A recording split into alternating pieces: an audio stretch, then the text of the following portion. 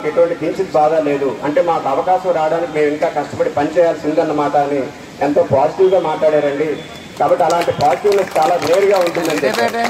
కాబట్టి వారికి నేను చేసే రిక్వెస్ట్ ఏంటంటే ఇక్కడి నుంచి దయచేసి మీరు రేపు ఎంపీగా అయిన తర్వాత శిక్షణా శిబిరాలు నిర్వహిస్తారో లేదో తెలియదు, కానీ మాకందరికీ కూడా మనో వ్యక్తిత్వ వికాసం క్లాసులు కూడా నిర్వహించి మీ అంత మనోబలం మాకు కూడా చేకూర్చే విధంగా మీరు అందరూ చేయాలని చెప్పని వాటిని కోరుకుంటున్నాను.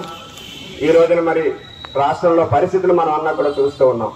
ఈ రోజున జిల్లాలో కానీ ఉత్తరాంధ్రలో కానీ అశోక్ గజరాజు గారు అనే పేరు చెప్తే రాజకీయంగా 100 మాటలు ఏమైనా చెడుగానో మంచిగానో నచ్చిన మాటలు మాట్లాడొచ్చేమో, ఆయన కానీ వ్యక్తిగతంగా కానీ ఆయన వ్యక్తిత్వం గురించి కానీ ఆయన ఔన్నత్యం గురించి కానీ పొరపాటున శత్రువు కూడా కల్లో కూడా తప్పుగా ఒక్క మాట కూడా మాట్లాడే అవకాశం లేని ఔన్నత్యమైన వ్యక్తిత్వం అండి.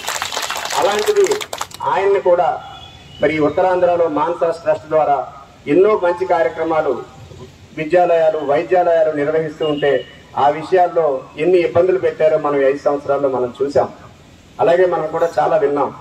మరి ఈ రోజున రామతీర్థాలు ఉంది, అది మనకు ఉత్తరాంధ్ర భద్రాద్రి అనుకుంటూ ఉంటాం. అలాంటిది ఆ రాముడి తలని ఎవరో తెగ నరికితే దాని స్థానంలో మరో విగ్రహం పెట్టారే గాని 5 సంవత్సరాలు గడిచిన ఈ రోజుకి కూడా ఆ తెగ నరికిన నేరస్తుల్ని తీసుకొచ్చి న్యాయస్థానం ముందు పెట్టలేని ఈ దరిద్రపు ప్రభుత్వం మన ప్రభుత్వంలో మనందరం కూడా ఉన్నాం. అలాగే ప్రతి చోట కూడా ఇలాంటి అన్యాయాలు అక్రమాలు సామాన్యుడిగానే కాదు భగవంతుడి విషయంలో కూడా జరుగుతున్నాయి.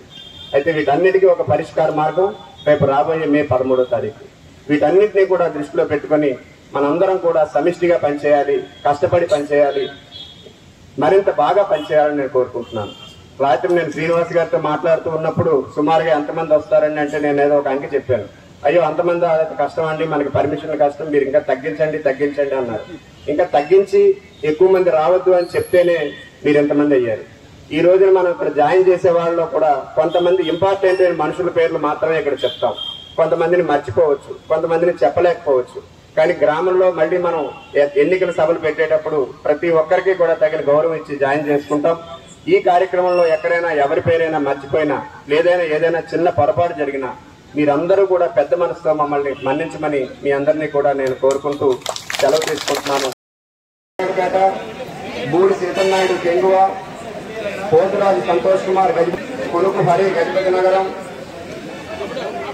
కేఎస్ఆర్పురం, గద్ద సత్యమప్పల నాయుడు రామారావు కేఎస్ఆర్పురం, శంకర నాగరాజు లోలీసా,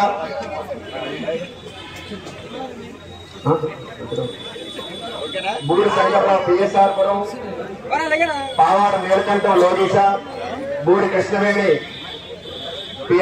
వర్షుడు పైడిరాజు, దుంప సన్యాసరావు, దుంప గవర్నాయుడు, మేసాల సత్యారావు, కొన్నాను అప్పన్న, గిరిజాల పైడిరాజు, ఆర్తి జబ్బునాయుడు, ఆర్తి అప్పలనాయుడు, తెల్ల సూర్యనారాయణ, తెల్ల సత్యారావు, ఆర్తి అప్పలనాయుడు, దర్శక్ వెంకయ్య, ఈశ్వర్ కుమార్. అదేవిధంగా ముఖ్యంగా నా సొంత గ్రామం లోకేష్ నుంచి వచ్చిన వారికి